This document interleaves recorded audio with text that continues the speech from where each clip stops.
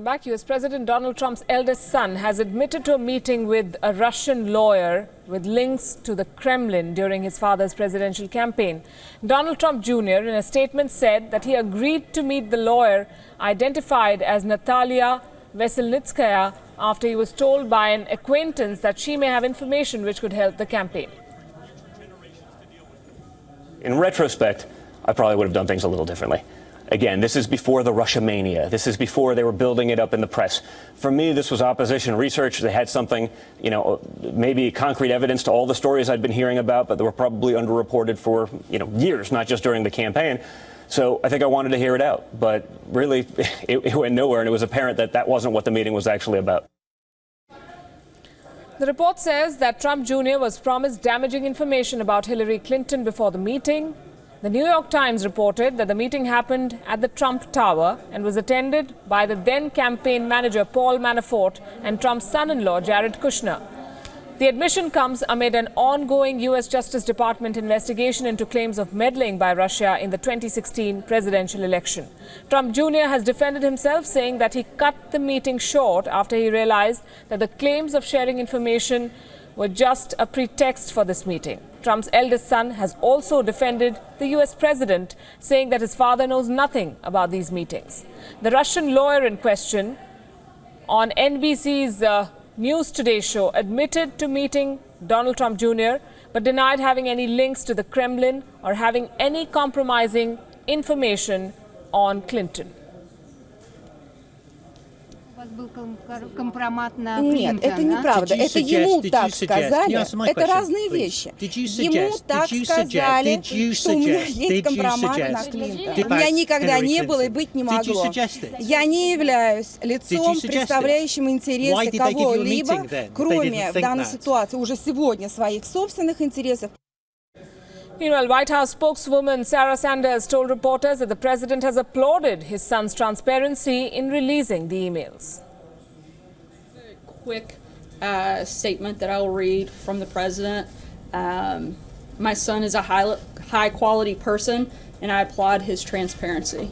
And beyond that, I'm going to have to refer everything on this matter to John Jr.'s counsel and outside counsel, and won't have anything else to add beyond that today. The Democrats have asked Trump Jr. to turn over all pertinent documents to a congressional committee probing the Russia election interference case. We need Donald Trump Jr. and other campaign associates to turn over any and all documents and electronic communications that investigators asked for. And we need public testimony under oath of Donald Trump Jr., who has changed his story repeatedly. And joining us, Stephen Golub, international affairs expert, with us from California this evening. Stephen, we've discussed numerous Trump controversies on the show with you. Today, what I want to ask you is this. Are we all getting carried away by a media blitzkrieg against the U.S. president without any proof, and his son, who the president has described as a high-quality person? No, we're not getting carried away at all. In fact, I think when Prime Minister Modi visited the U.S., I was on to discuss that visit. I said at the time there was perhaps a 40 or 50% chance that President Trump would not finish out his term. I would now up that to maybe a 70 or 75% chance. And here's why. Number one, this meeting was the first time that there's concrete evidence that the Trump campaign tried to cooperate with the Russian government to influence the U.S. elections. That's huge in and of itself. Number two, this may well be the tip of the iceberg. This is one investigative report. Once the special prosecutor who's looking into this whole Russia-Trump scandal digs deeper into it, a lot more could come out, not just about this meeting, but about many other things that have been possibly covered up. And three, this has big political and even more significantly, perhaps, related legal implications for Trump, his son-in-law, who were at the meeting, the campaign manager, in that it's very possible that because of that meeting, they violated U.S. laws relating to elections and campaigns. So this is a huge development with implications, not just for my country, but for the world and for India in terms of all sorts of foreign policy and economic policy considerations, since there's a good chance we'll be looking at Vice President Pence becoming president a year or two from now. Right. I'm going to play the devil's advocate tonight. You say that this meeting was to get Russians to influence the American election. Trump Jr. says he was doing opposition research, as he puts it.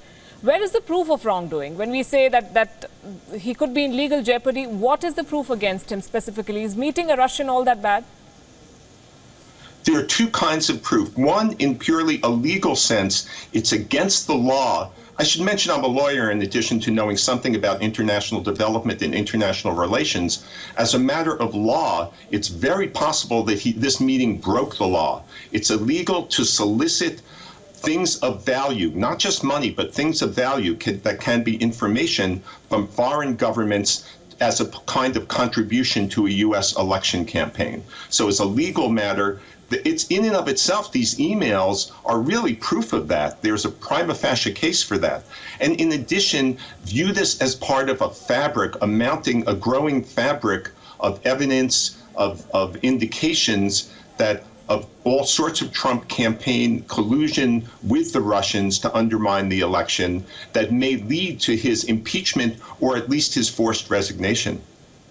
You're a lawyer, you would know better, but I will still share with you what my research has found. Under the U.S. Constitution, Americans are permitted to speak against the government, undermine political opponents, support harmful policies, or even place the interests of another nation ahead of those of the U.S. None of this constitutes treason. Oh, we're not talking about treason right now, although that word is beginning to bubble up in our discourse here. We're talking about a specific law regarding campaign contributions that includes things of value that's been interpreted very broadly by our courts, and that doesn't just include that does not just include finances. A thing of value is opposition research, and here we do have opposition research coming from a foreign government. Now, and the fact that it comes from a foreign government is what makes this quite possibly illegal. But in addition, another aspect of illegality here is the cover-up or lying under oath to Congress, to the special prosecutor who's digging deeper into this. If lies are being told or have been told as a part of that process, that's another matter of significant legal liability. Let me just add to this in terms of going from the legal liability to the political liability. Imagine if Pakistan, if a leading contender to be prime minister, the head of one of your major parties, if his son and son-in-law and campaign manager had met with a representative of Pakistan's government or someone they thought to be a representative who said that they could interfere with our election by helping out the Indian prime minister, and in the context of how this works out in the U.S., in ways that, as part of a Pakistani government effort to more broadly undermine democracy by interfering with information flows, by interfering or looking into ways of interfering with how your votes are even counted. You take that pretty seriously as both a political and legal matter. That's somewhat analogous to what we're facing here. That's a very interesting parallel to draw. But I will continue in the same vein, and I'll ask you this, my final question. Can it be said that Team Trump's conduct just exposes their lack of political experience? Yes. But I'll expand on that answer. Yes, there's an element of incompetence here that you would not see on the part of other U.S. presidential candidates. But the fact that they're incompetent doesn't mean that they haven't been cooperating with the Russians or sought cooperation with the Russians in various very, very important ways. And let's not go too far down the incompetent road. The campaign manager, Paul Manafort, who was in on that meeting, who should not have taken that meeting to begin with, has 30 years of political experience both in the U.S. and regarding Ukraine. He knows the Russia scene very well. And Donald Trump Jr., even though he's relatively young, had been involved with business dealings with Russia. There are quotes in the record of him saying, you have to know who you're dealing with in Russia to know what kind of deals are being struck, what's going on, who you can rely on. These were not completely naive individuals by any means. So incompetent, yes, but naive, no. And in addition, even if they simply were naive, that's not necessarily a legal defense against criminal liability. All right, point taken. Stephen Golub, thanks very much. The questions still remain. What specifically is the proof against Donald Trump? How much did he know and at what point? But we'll keep that discussion for another day. Thank you very much for joining us here. Appreciate your presence.